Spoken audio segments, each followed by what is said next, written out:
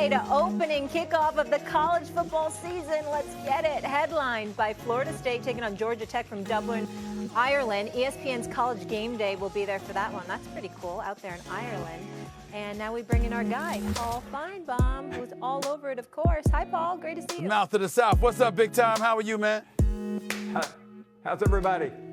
Excellent. Good to see you. So, Paul, 3 days away. Let's start with your third biggest storyline heading into the season. I think it's all about Coach Prime. Can he do an encore? Listen, the season was a bust, the second half of the season. The first half had a lot of energy, and it had a lot of energy because of people like Stephen A. Smith showing up, giving love, and making that program relevant. Of course, it didn't hurt that they won the first couple of games, not against great competition, but they did it on a big stage. But Stephen A., I don't think anything's going to happen this year other than just a lot of white noise coming out of Boulder, Colorado. I think Coach Prime's already had a rough offseason. He snapped back at the reporters. I know you've dealt with that, and I'm not looking to relitigate some of the reasons why, but I just think it's going to be a tough sell for the nation as we get ready for a playoff where so many other schools are involved, to waste a lot of time, and I really mean that, waste time on Coach Prime. He's Hollywood, it's sizzle, he's done a remarkable job of getting attention, but really that's about it. There are a lot of question marks out there. Is he really a great coach, or is he simply just a showman? Well, listen, I don't think he's just a showman. I think that he knows what he's doing. I just don't think he has the horses to get it done. I know one of the priorities that he was going to focus on was really buffering that offensive line, not just to protect his son, who's the star quarterback for the team, but to also be able to run the football. You need some beef out there. You know, when you're playing college football against these brothers that he's going to go against, and his team just looked relatively small and outmanned compared to the competition. So I don't disagree with you in terms of what their struggles are going to be. I think they'll be a little bit better than they were last year when they ended up losing 7 of their last 8 games or so, if I remember correctly. It'll be quite that bad, but I don't think it's going to be great either. But I don't consider him a showman, and I'm going to tell you why, Paul. I think it's important that he has some level of success. The showmanship that we're talking about here. I would love to see more African Americans coaching in college football. And I think that if he goes about the business of garnering any level of success, I think it's going to open the doors of opportunities for others to come down the pipe, ultimately to get their shot and get their opportunities. That's why I think it's important for him to have a modicum of success. I don't think it'll be more than that, but I think it's possible for him to pull off a modicum of success compared to last year. But Stephen A., going back to a conversation we had the day he took that job, okay. I didn't like it. I know you didn't. And I think therein lies part of the problem. His talent is immense. And I think if you put him in the right place, it would turn a program upside down, not just from the sizzle standpoint. But that's a choice he made, and it's not like he had a lot of other great choices. So I agree with you. I don't want to come down on him for making an attempt. It's better than not, but at some point I think he has to take a long look at where he is. Right, I totally agree. He knows, he hates when I say it, by the way. I'm like, who's coming to Boulder, Colorado? I mean, I really, really wanted him to get the Texas A&M job. I know that he wanted the Florida State job as alma mater when he was there. I know he wanted that job, and they went in a different direction, and obviously their coach has done an outstanding job. But I really, really wanted him at Texas A&M because I was thinking oil money, you know what I'm saying? Not quite OPEC, but oil money nevertheless, and giving him the resources, you know, to really do something. That's what I wanted him, but he swears up and down he's happy in Boulder, Colorado. God bless him. All right, so number 3, all eyes on primetime. What do you have for number 2 as your storyline, Paul? To me, it's Ryan Day. We can't take our eyes off of this guy. He has possibly the most talented roster, Molly, in the country. He went out and talk about OPEC money. He spent it on this roster with some amazing players. I'm still not sure about his quarterback, Will Howard, but here comes the problem for Ryan Day. And I don't think this is going to happen, but you have to talk about it. He's lost 3 straight to Michigan. It's hard to tell the rest of the country how important that game is. I mean, it's everything in those 2 states. A loss to Michigan and a flame out in the playoffs, and I think he'll be on his way out of there. Don't think those are going to happen, but I think that's the kind of pressure that Ryan Day faces here. I mean, we know the talent he's had in there. C.J. Stroud, Justin Fields. It's endless in terms of the quarterbacks he's had and the wide receivers and the defensive players across the board. but he better go a long way this year, and I'm talking about to the championship game, in addition to beating Michigan at home. I don't disagree with you, but I think it's important to bring this up. Yeah, you lost to Michigan. It's not good. But they sort of gave you a pass because they knew you were going against Jim Harbaugh. You're not anymore. He's gone. Teron Moore's there now. And you're Ryan Day. You're supposed to beat Teron Moore. You're supposed to beat Michigan. And so you may be right because, again, at some point we recognize the greatness of Jim Harbaugh, not just what he did in the NFL in 4 seasons with the San Francisco 49ers, but how he turned the program around in Michigan. So even though Ohio State was having their way against him initially, he came on strong and you sort of heard Michigan's footsteps along the way. They don't want to hear that now that Jim Harbaugh's gone, not at Ohio State. So, Ryan, you're right about that, Paul. I can't disagree with you. All right. Sorry, I was caught up in the riveting conversation. Could you tell? Paul, I know it happens, right? I was a fan of the show before I joined it many moons ago. Paul, what's your #1 biggest storyline coming into the college football season? Molly, I know you're not sitting with Stephen A., but I want you to tell him to calm down here because I know how big he is on Alabama. But Alabama has a good team, Stephen A. You and I agree on that. But the world of college football now revolves around Georgia, not Alabama. They're good. They have players, but the dynasty's over. And quite frankly, Stephen A., it's been over for a couple of years. They haven't won a national championship since COVID. They have good players. They start the season number 5. That just seems weird, doesn't it? That they're that low. And while I think they'll make the playoffs, they better.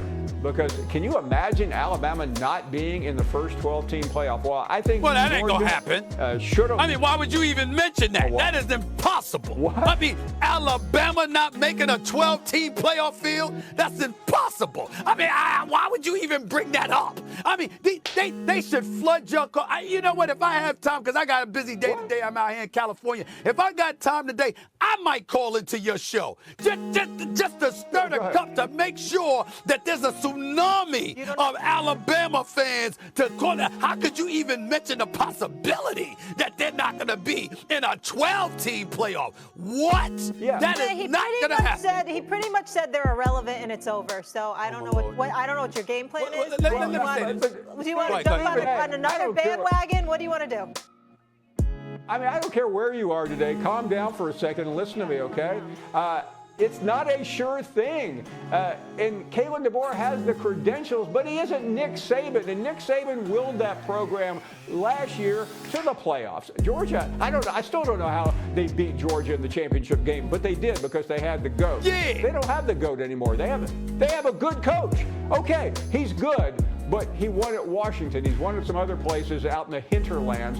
But he's got a very difficult schedule. He's got Georgia. He's got Georgia at home. The blasphemy. The man is what? I mean, man, all he could do is win where he's at, Paul. All he could do is win where he's at and wherever he has gone. He was the one in the national championship game last year. And let me tell you something right now.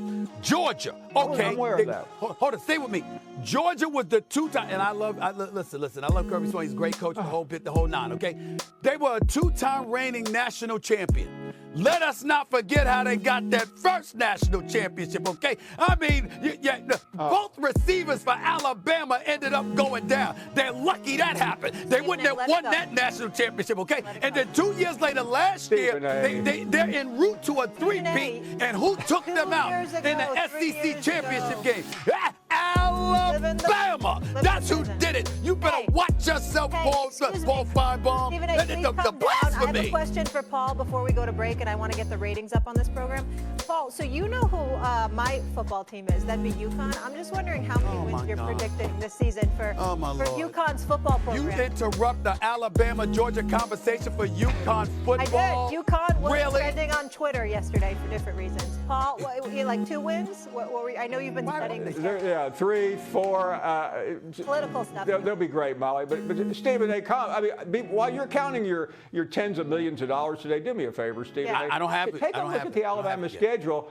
Well, I just read He's waiting for it. You're about to, according to the New York Post. But anyway, just look at the schedule. I mean, they are not the only team around, and that's all I'm saying. I lived in Alabama 30 years. I got that, Paul. I got that, Paul. But I'm just trying to be realistic to someone who's not being realistic.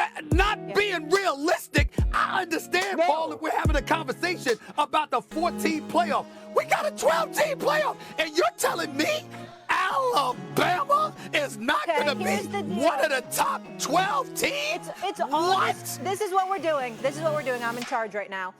You said I'm the matriarch of the show. I get to be in charge. It's August 21st. I want to let's do a little wager.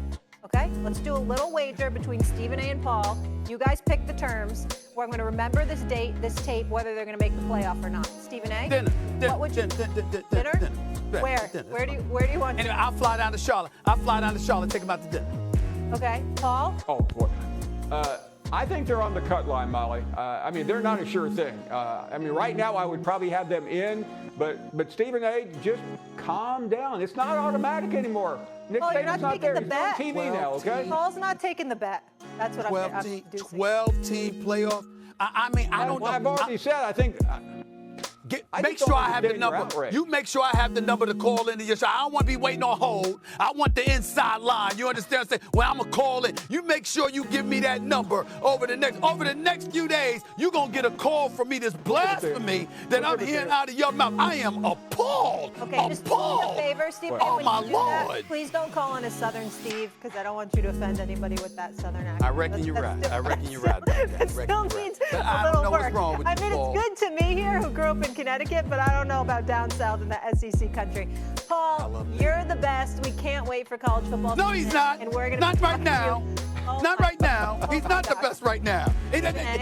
All you Alabama fans out there, swarm Paul Feinbaum's show today. Swarm it. Steve, oh my Lord. Gotta go to break. Oh. On TV. Okay, thank you. Coming up. You the one brought up UConn. Polarizing court. It was a joke. I was trying to, take the onus off you. We're not seeing eye to eye on which signal caller brings on the most debate. Plus, Ant Edwards made some big claims about the Michael Jordan era in the NBA. Stephen A. fired up to respond to Ant-Man. Ant-Man quickly becoming one of my favorite players in the NBA. Hello, xin chào các bạn đã đến với kênh YouTube của mình. Video ngày hôm nay, mình sẽ tiếp tục tạo ra những sản phẩm, những video thật là đẹp, tuyệt vời và ý nghĩa để gửi tặng đến các bạn. Nhưng mình mong rằng các bạn khi xem video của mình thì hãy ủng hộ mình bằng những lượt like và lượt đăng ký kênh để mình tiếp tục với động lực ra video. Mình cảm ơn các bạn rất là nhiều. Mình không biết nói gì hơn. Mình cảm ơn các bạn rất là nhiều.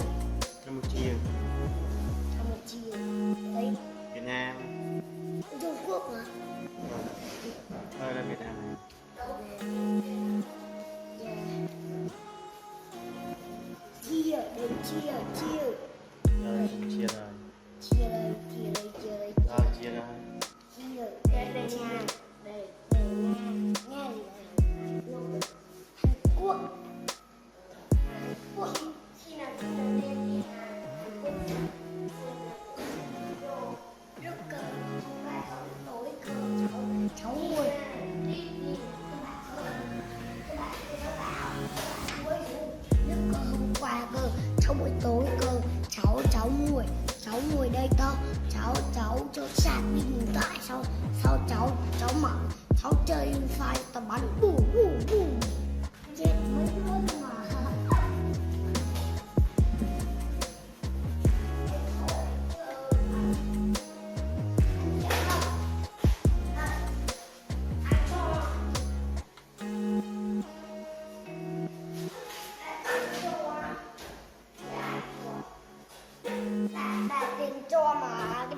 thắp hương đâu. Cái đấy không phải thắp hương đâu, ăn hết. Chia lên, chia. Chia. Đó. Để chia. Nước gì đây? Nước gì đây? Calupia. Calupia. Calupia. Calupia. Nước Mỹ. Có nước Mỹ đâu? Có nước Mỹ mà. Nước Mỹ đâu? Chiều. Chiều. Bỏ lên chiều.